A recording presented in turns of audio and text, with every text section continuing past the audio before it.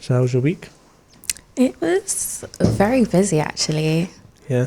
It was, yeah. I'm tired. It looks like Lucky. you're busy on your Instagram. Yeah. We were doing Jorja Smith, her tour. Yeah, I saw that. Yeah, so we've just been planning her outfit, so a lot of back and forth. Yeah, that's wicked. So did she Thanks, reach mate. out to you? Did she reach out to your team? So I work in a team. I also work alone, so there were a lot. In fact, let me work it out. So I have management. Okay. So they give me jobs, and then obviously they take a cut. Mm-hmm. And then I have a team where I work for someone, and it's just like 3 or 4 of us, and we work on the bigger jobs, so like more celebrity clients. Okay. And then I have myself, where people just reach out to me. Yeah. So you're, for people that don't know, fashion industry. Yes, I am a fashion stylist. Yeah. And I have been for like 3 years now. So I was going to say, what inspired you to be a fashion stylist? I guess I've always been creative. Mm-hmm. So I was always going to be something in that realm. Yeah. It was just a matter of what. Yeah. So I want to say maybe like, you know, between like the ages of 16 and 18, everyone's like done their GCSEs. You're looking at A-levels. Mm-hmm. I originally was like, okay, cool. I did GCSE art. Yeah. Let me see how that goes so for you can draw A-levels. as well, yeah? I can do it all, like wow, Jaka. the whole shebang. But yeah, so I was like, okay, maybe let me look into art. Mm-hmm. But I was thinking like future-wise, how am I going to make money through art? I know there's ways, but just ways I didn't really want to do. So I was like, okay, cool. Let me go around. Let me do some shopping. Let me research. Yeah. And I came across this like short course for like potential unis. So the uni I went to was UAL, London College of Fashion. So I saw one of those. They were doing like a little summer school for like people that kind of didn't know what they wanted to do just yet. Mm-hmm. So I did that. Originally did it for art. Again, you already know the vibe for that. Yeah. Wasn't really feeling it. So I was like, okay, quite stylish. Mm-hmm. Let me see what fashion's saying. Okay. And then, yeah, ever since then, I was like, you know what? Tunnel vision. Yeah. That's what I want to do. Yeah, that's pretty much it. Through the course, I got like a guaranteed interview for that uni. Okay. That's good. If anyone didn't know, it is supposedly the best uni in the world. Oh, really? Yeah, best fashion uni in the world. Wow, okay. I don't know about that now that I've been, but yeah, that's another story. Yeah. That's for something else. But yeah, I got in, did that for 3 years. But even during then, I felt like I was like, oh, how do I start? Because it's one thing learning and another thing executing. Yeah, and applying it. Yeah. So first year I was kind of like finding myself, you know, just adjusting to uni life. And then second year I was like, you know what? F it. COVID started. There wasn't really much. So I was like, let me actually start putting this into practice. Yeah. And I really haven't looked back since. It's been 3 years now. So you would say it's your passion? Yeah. Like you really enjoy, like you wake up and think, yeah, I get to work today. It doesn't even feel like work. Yeah? Sometimes. That's the best. I know like the early mornings, the long days, but it genuinely doesn't feel like work. And yeah, even to anyone out there that wants to, you know, make their passion their career, do it, man. Life is short. Life is short. As a stylist, what would you say is like the most important role in being a stylist? Fashion stylist. I was going to say designer there. That is a great question, Maria. That is. I would probably say just like your clients and how you look after them. Oh, really? Yeah. Okay. I thought you were going to say something along the lines of be yourself, be creative. Yeah, that too. But like at the end of the day, well, kind of like the work I'm doing now, it's more like client based. So I think number one thing is making sure that your client is comfortable in what they're wearing, because you're basically representing them, but like visually. Yeah. You're helping them like build themselves. And yeah, so I kind of feel like I'm the carer sometimes. My mom's a carer, so it's like I'm kind of like in a weird way living her legacy. I'm doing her legacy. So yeah, sometimes it feels like I'm babysitting a little bit, but creative wise, remind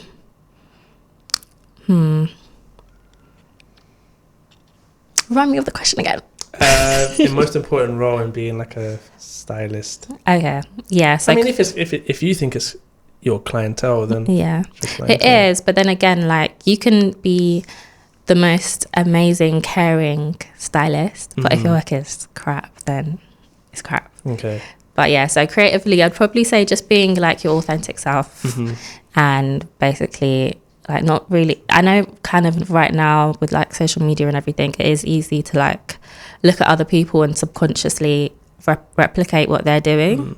But it's just all about finding yourself, finding your niche, and then naturally, yeah, that will always authentically be different. Yeah. Because, you know, we're different. We are.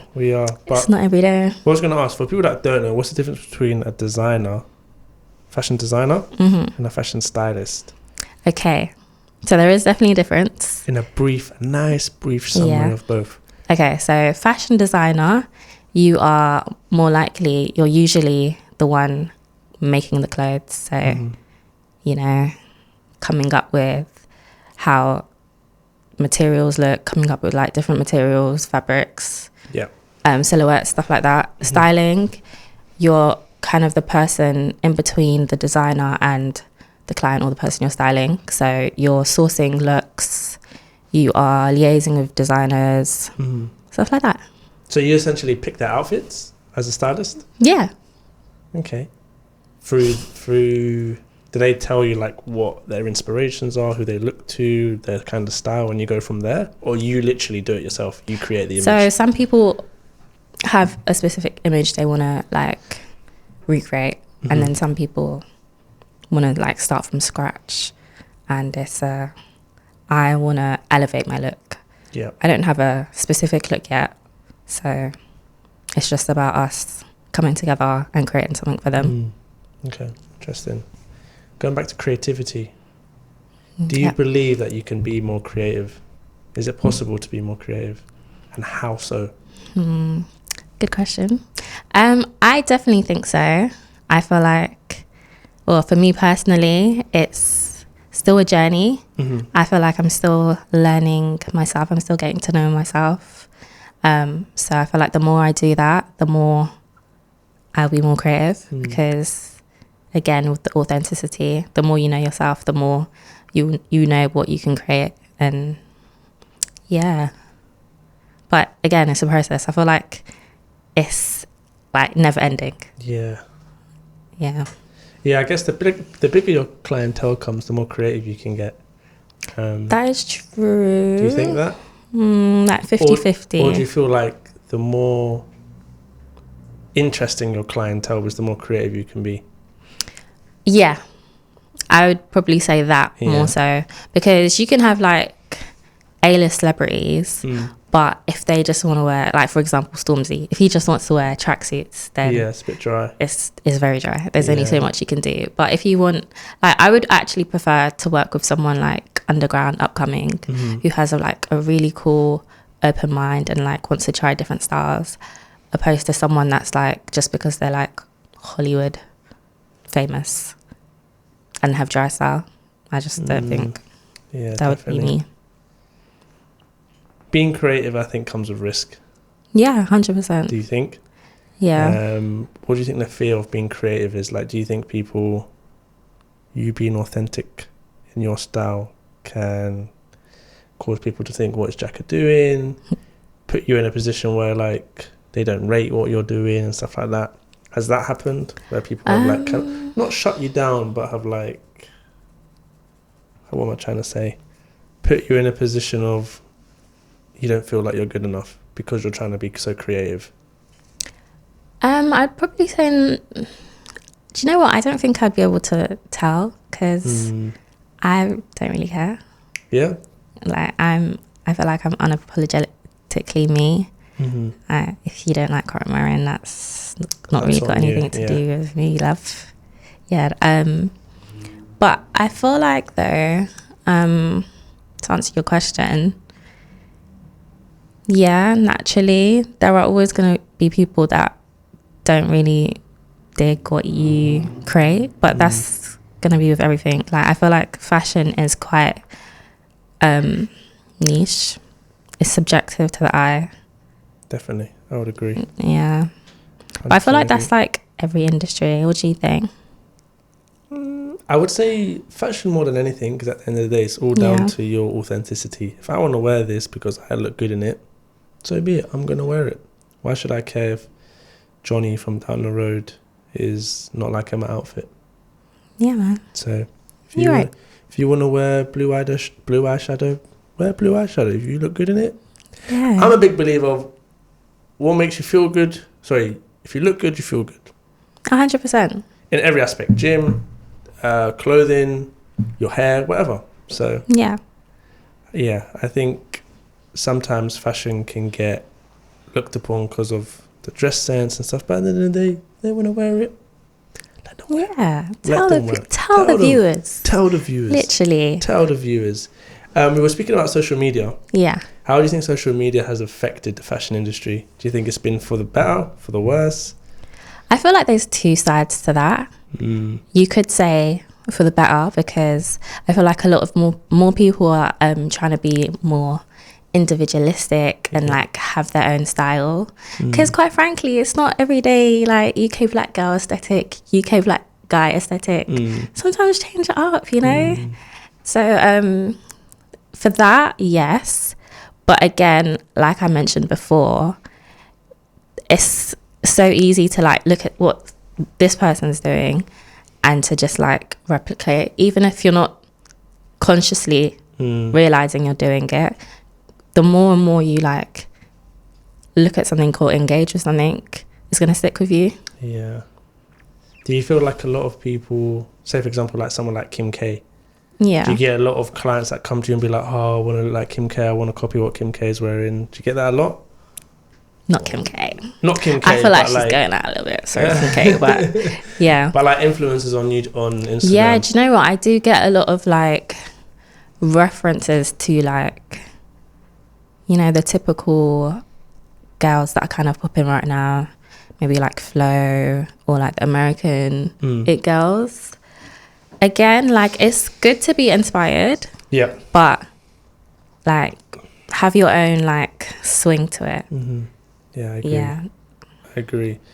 Going back to like the swing of your authenticity, how do you feel fashion is linked to like your personal identity sort of thing? Like the clothes you wear, does that say a lot about who you are as a person? Oh yeah, for sure. Yeah. Like I would probably say a lot of my childhood is what inspired me to be into fashion. Like even just how my mom dressed me, how she dressed herself, like how my family members dressed. Like the Y2K era for me, some people think it's just like a trend, but that's actually a lifestyle for me. What's the Y2K? Y2K. What's that? So it was basically the early noughts. Okay, yeah. So like early 2000s style, probably say between like 2000 and like 2007. Yeah, I think that era of fashion will never die. Will never die? Yeah. So what sort of clothing are they wearing? So it's more like kind of what I'm wearing. Low-rise jeans, crazy boots. I'll show you my boots, guys. Oh, okay. Yeah. Crazy boots. Yeah. I love how you just took them off and showed the camera. I love that. Only for you, Mario. But yeah, heavy like prints, like animal prints. Yeah, the whole shebang really. Interesting. That is interesting. What's one piece of advice that you've received from working with... Do you work with a lot of designers? Or is it mainly just like the client, the people that want to get styled? Oh yeah, I've worked with loads and loads of designers. What would you say is like the best advice you've received from anyone in the industry that's really stuck with you and helped you grow in your fashion career? I would probably say the best advice I've gotten is like, no matter what you look like, or no matter what the industry says about you, just keep pushing through. Keep pushing, yeah. It's a good Literally. one. Because, like, regardless of you, your work kind of speaks for itself. So, yeah. Literally. Yeah, no, I think going back to what I was saying, like, if you want to be in the fashion industry and you're scared to wear what you want to wear, do you feel as though you can't be in the industry if you can't be yourself? Not necessarily, because I feel like I wasn't always like that. Okay. I feel like this is a new thing for me. You can always like have an interest in fashion and it might not show. There are so many designers out there that make the craziest of looks but wear like such basic things. Okay. So fashion isn't always like on the outside. It is in the inside. Yeah. But like you said, I don't think it always has to be the craziest top, or it could be colours, right? Yeah, what could type be of colours. You use? It could be like the plainest thing ever. Like, if it makes you feel a certain type of way, if you feel comfortable in it, then that's your kind of fashion. Again, like, fashion is subjective. There is. When it comes to like, I know you said that you don't really care what other people say, but when it comes to like criticism and feedback, positive or negative, how do you think that impacts you in like the stylish industry? Oh, I can't lie. I find it very hard to like take feedback, and I feel like that's one thing I'm working on. But is that in life or just within the fashion industry? No, everything. So I guess that obviously tie into fashion, but it's difficult when you feel like you put your all into something and then someone doesn't see the vision. It's a bit crap, but again, like I said, what one person thinks is amazing, the other person will think, okay, this is basic. So, yeah. What's one thing people don't know about the fashion industry that may surprise them? That will surprise me and the viewers. That's a good one. I would probably is there a lot of bitching in the industry? Is there a lot of... I feel like in any industry, there's always going to be like that kind of vibe. But one thing for sure is just like people paying on time. Okay. Yeah. So it's kind of different because I'm a freelancer. I have to invoice to get paid. So it's not like I'm on a payroll like corporate jobs. So with that comes people like not paying you on time. And it's a thing where you have to chase. It's not a thing where you can call your bank and be like, you have to chase them. If you don't chase them, or if you don't like put measures in place like contracts, you might never get paid. Like, I've been on jobs that I've still not been paid for. And it's been 2 years. So Jaka, what's going on? Why are you not chasing these people up? Do you know what it is? Like, and is that a lot of money? I've been paid the majority. Okay. But it's just like the change. It's just like you could have paid me the whole thing. And again, I know it's money. I know, it's important. But sometimes you kind of just have to cut your losses. I know now, I've learned from my mistakes. Yeah. Obviously, that was still quite early on in my career, that there's no way I'm doing a job without putting a contract in place, because people are crazy. Yeah, people try to get stuff for free. Yeah, 100%. And I think that's the worst thing about it. So what, do you take like deposits now to counter that? Deposit, I make sure I have a scope of work. So that's kind of like a contract. So it will say like, you need to pay by so-and-so date to avoid like a late fee. And obviously, because it is a contract, you are legally obliged. Yeah. Take them to court. Yeah, pretty much. It does the job. Yeah, it does the job. I think that scares a lot of people when you put a contract in place. Yeah, for sure. I want to talk about like influencers. I know you spoke about the era, but any individual stylists or designers that have influenced you in your there's so many. Fashion stylists. Obviously, got to shout out Alizé Demange. I work for her. She's been amazing. She's more like, I wouldn't even say like she's just an employer. She is literally like a big sister to me. She's like a mentor, and she's been in the game for a minute. She's been styling for 12 years, so it is really lovely to even just have been working for her for so long, and like shadowing her and helping her grow her brand, and then also her pouring into me, helping me growing my brand. Yeah, good stuff. Yeah, makes me. What was I gonna say along that line? Yeah, I guess like one of your proudest moments within like the fashion stylist industry. What's one thing that you've done? I can say, I've done that. Jaka has done that. I've done that. I feel like I have quite a few moments like that. Yeah. It is kind of hard for me to like pinpoint one, and I feel like I am quite hard on myself. So I can have like so many achievements, but because I'm not where I want to be at yet, it's just like, oh, I don't know about that yet. But I'd probably say just being able to finally like quit my crap side job and do this full time. That's been my favorite achievement so far this year. It's a big goal. It's a big accomplishment. He did it. You know, a lot of people out here, I'm still fighting that, trying to get out of the rat race. So yeah, keep doing what you're doing. Thanks, man. So you can make like a real, what am I trying to say? Like a real income from stylisting. Yeah. How much are we talking? So I'm not going to talk about figures, Not but real I'll figures, give you but like let's just say top of the range fashion stylist. I've heard, well, like maybe for like A-list celebs, people were charging like 12k a look. What? Yeah.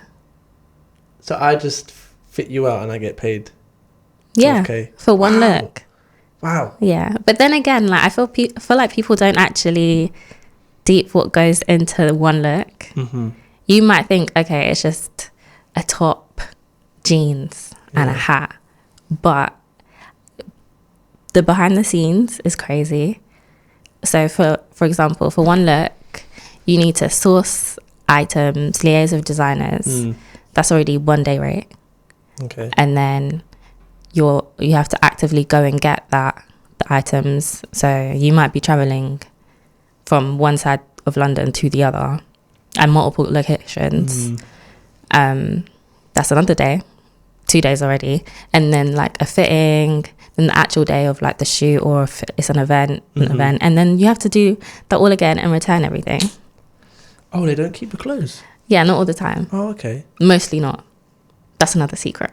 Oh, I thought they keep the clothes. They do not keep clothes. They don't. So just wear it for one time. So all the stuff that we see these celebs are wearing, they're just wearing it one time. They've just worn it. It's gone back to Selfridges. Wow, I thought they keep it. And if they keep it, they just buy it, like normally, right? Yeah. So if they like see a piece that they really love, they'll buy it. Wow. But again, the likelihood of that is quite low. Yeah. So a few thoughts I think from Selfridges recently. You never know. Your favourite celeb probably wore it and returned it. Wow, interesting. Because I feel as though, especially in this day and age, especially us as a generation, we feel like we buy an expensive piece of clothing, but we can only wear it once because people are then going to say, oh, he's already worn that Gucci or whatever. Yeah. Which is quite sad, to be fair. Like if I've worked hard to buy an expensive top and now I'm going to get criticised for wearing it more than once, I think that's outrageous. Yeah, it is a bit ridiculous because I feel like so many people look up to these celebrities thinking, oh my gosh, they have like A, B, C, D designer. But little do they know, a lot of the time if they do have a stylist, we're putting them in that and it is literally getting returned the next day. Yeah, interesting. So it's fake, guys. It's all fake. Not real. It's all a facade. It's all a facade. So yeah, just live within your means because honestly, there's nothing wrong with that. If you do like designer, you like designer, and if you can afford it, no problems. But yeah, because a lot of people be just doing a lot. Yeah, just be out here stunning. Yeah. Just we're at a time. So I guess what we'd move on to now is like my questions I ask all my guests just to see, different perspectives and stuff. Superpowers. One more question I ask is if you could have any superpower, what would it be? And how would you use it to impact the world? And try not to make it generic, because I'm not gonna lie, my last two guests I've said like teleportation or like super strength. I was definitely gonna say that. So I'm going to say that's not allowed. You got to say something outside the box. Okay, can I say two? Quickly. Okay, go on. Because I feel like teleportation, that's actually slept on, because I can't lie, I'm a late girl. Yes. I'm always late. And I hate that for myself. Mm-hmm. But if I had the ability to teleport, all my worries would go away, because I'd be on time everywhere. But how's that going to impact the world? That's a great question. But that's the shallow one. Okay. To impact the world, I'd probably be like a little Robin Hood. Okay. Yeah, I'd probably steal from the rich and feed the poor. There's nothing wrong with that. Yeah, man. I think that's a good answer. Can imagine Jaka, a little Robin Hood running around. Yeah.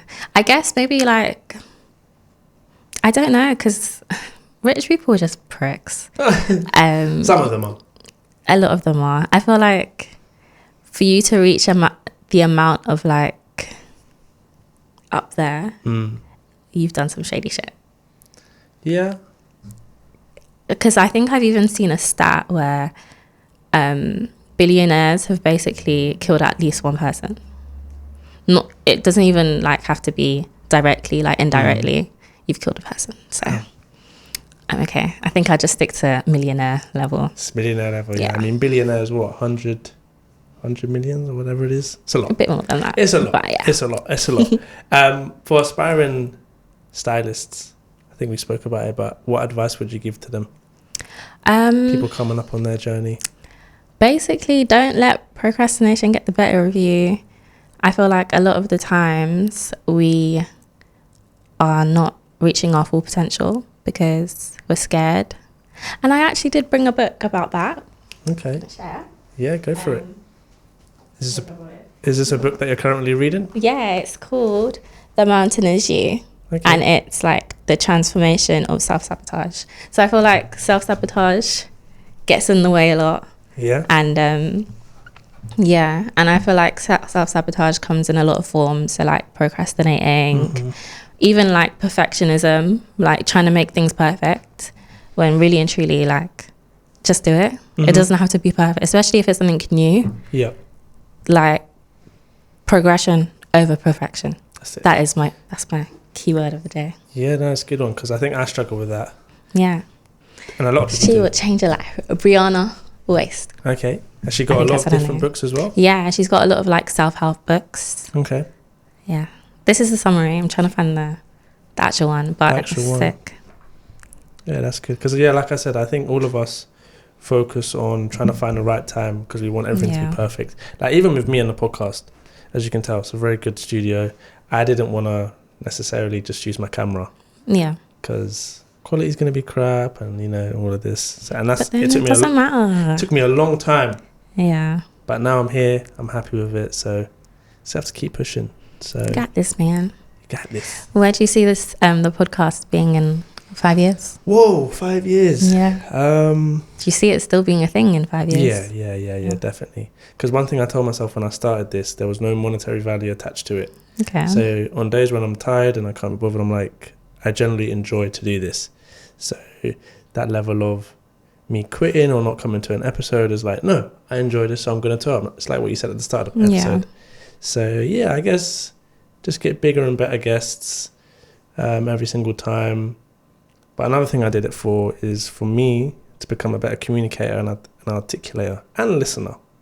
That's it. I think they're three very important things in anything: relationships, friendships, and yeah, conversations. So yeah, let's hope that's where we get in the next 5 years. Yeah, you got this, man. You got this. Significant impact on your life. Who has that been and why? It can be multiple people. What, just in terms of like fashion or just in general? No, just in general. That's a great question. Ooh.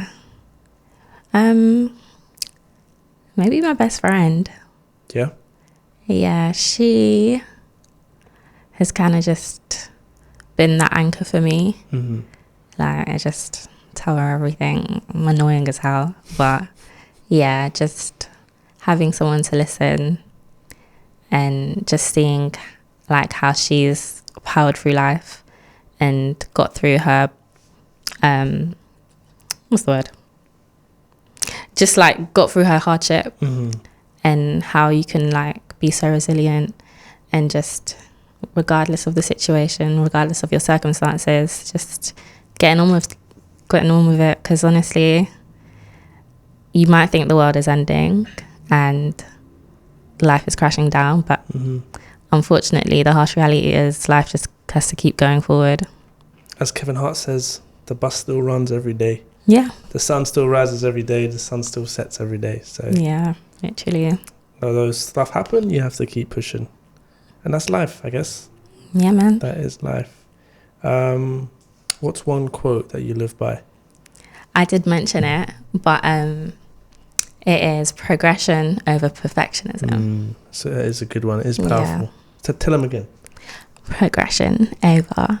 What was it again? Oh my God, she's forgotten her own quote. Progression over perfectionism. Yeah, that is a very impactful quote. I need to get the booklet.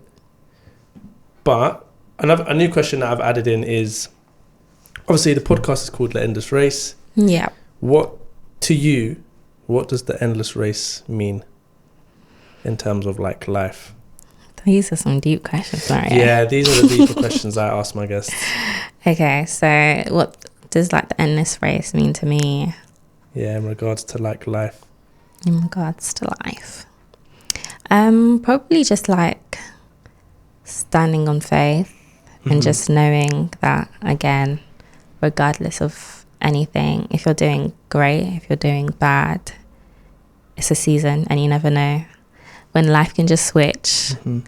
And to just like keep going and just being grateful for what you have and not constantly fixating on what you don't have or what you can do better about it. Just looking at how far you've come and not always just at the end goal, but the journey, the process. That is important, because I think a lot of us think, I'm not where we want to be, but at the end of the day, a year ago, where were you? Exactly. In a worse off position than you are today. So yeah, for sure. You have to be grateful. And I think that's what a lot of people struggle with. That's something I struggle with. Yeah, me too. I really should just take my own advice, but I feel like it's easier said than done. Yeah, definitely. I say that to everyone. Like, I'm here giving out advice, stuff like that. But sometimes, you know what happened? You know what it is, yeah? People that give out the best advice, they never follow it. It's for true. themselves. I'm one of them. Yep. And that's a real struggle. It's really bad. Oh, I just realised I've forgotten my booklet, but I remember the question. So I get my guests to write, my previous guests to write a question for my new guest. And I believe the question was, what would you need in order for you to achieve your 5-year goal? I would probably need just self-reassurance from myself. Yeah, just believing in myself more, believing in my own source, and just to like keep going. Keep pushing. Yeah. Yeah, it's an important one. So guys, that's been the episode today. Jaka, thank you so much for going on. Thanks for having me. Where can they find you? On Instagram? Instagram is ja.styles with 3 S's. And TikTok as well. Trying to do a little thing on there too. Perfect.